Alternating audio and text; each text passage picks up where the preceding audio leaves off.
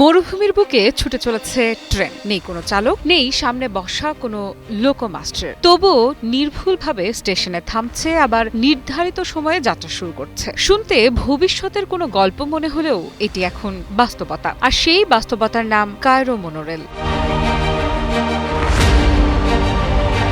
আফ্রিকার ইতিহাসে প্রথমবারের মতো চালু হয়েছে সম্পূর্ণ চালকবিহীন মোনোরেল নেটওয়ার্ক। মিশরের রাজধানী কায়রো এবং দেশটির নতুন প্রশাসনিক রাজধানীকে সংযুক্ত করতে তৈরি করা হয়েছে এই অত্যাধুনিক পরিবহন ব্যবস্থা। প্রযুক্তি আর অবকাঠামোর এক নতুন অধ্যায় হিসেবে দেখছে অনেকেই এই প্রকল্পকে।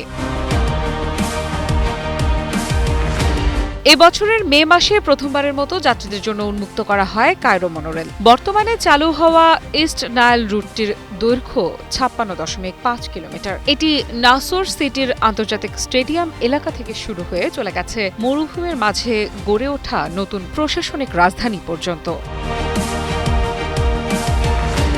তবে এটি শেষ নয়, এর পাশাপাশি নির্মাণাধীন রয়েছে ওয়েস্ট নাইল রুট। প্রায় 44 কিলোমিটার দীর্ঘ এই লাইনটি গিজা এবং 6 অক্টোবর সিটিকে সংযুক্ত করবে। দুই রুট একসঙ্গে চালু হলে পুরো নেটওয়ার্কের দৈর্ঘ্য দাঁড়াবে 100 কিলোমিটারেরও বেশি। আর তখনই ঘটবে আরেকটি চমক। মিশরের এই মোনোরেল নেটওয়ার্ক বিশ্বের দীর্ঘতম চালকবিহীন মোনোরেল হিসেবে পরিচিত চীনের চংকিং মোনোরেলকেও ছাড়িয়ে যাবে।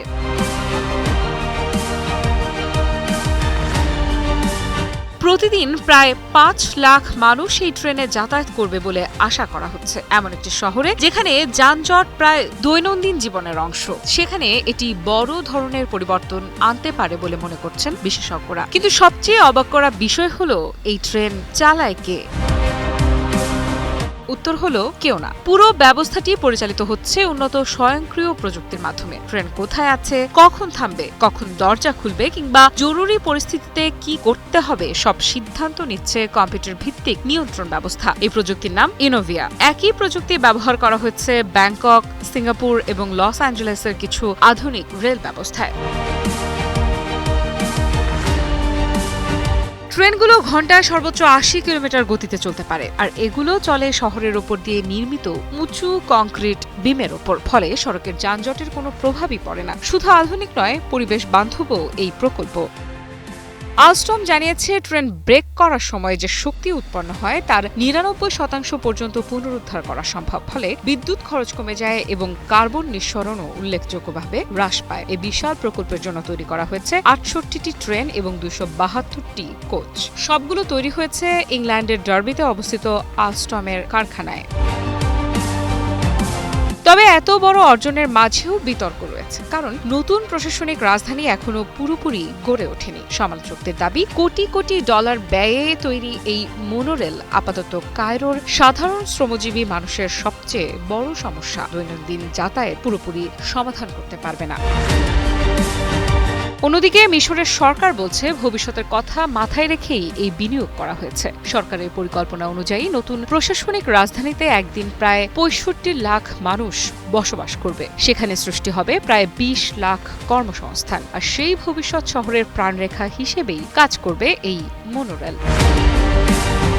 আরেকটি গুরুত্বপূর্ণ বিষয় হলো, এই প্রকল্পে কর্মরত জনবলের 98%ই মিশরীয়। অর্থাৎ শুধু অবকাঠামো নয়, স্থানীয় কর্মসংস্থানেও বড় ভূমিকা রেখেছে এটি। অনেক বিশেষজ্ঞ মনে করছেন, কায়রো মোনোরেল শুধু একটি ট্রেন প্রকল্প নয়, এটি আফ্রিকার নগর পরিবহনের ভবিষ্যতের একটি পরীক্ষাগার। যদি এই প্রকল্প সফল হয়, তাহলে মরক্কো, আলজেরিয়া, আইভরি কোস্ট কিংবা দক্ষিণ আফ্রিকার মতো দেশগুলোও একই পথে হাঁটতে পারে। কি বুঝলেন ভাই? অনলি যেটাই চাই। তাই মরুভূমির বুক চিরে চালকহীন এই ট্রেন শুধু যাত্রী বহন করছে না, এটি বহন করছে ভবিষ্যতের এক নতুন ধারণা, যেখানে প্রযুক্তি, পরিবেশ এবং নগর জীবন একসঙ্গে এগিয়ে যাবে। আর সেই কারণেই কায়রোর এই মোনোরেল এখন শুধু মিশরের নয়, পুরো আফ্রিকার নজর কেড়ে নিয়েছে। ভবিষ্যতের পরিবহন ব্যবস্থা দেখতে কেমন হতে পারে তার এক জীবন্ত উদাহরণ হয়ে উঠেছে মরুর বুকে ছুটে চলা এই চালকবিহীন ট্রেন। আফ্রিদা ইফরা, নিউজ 24।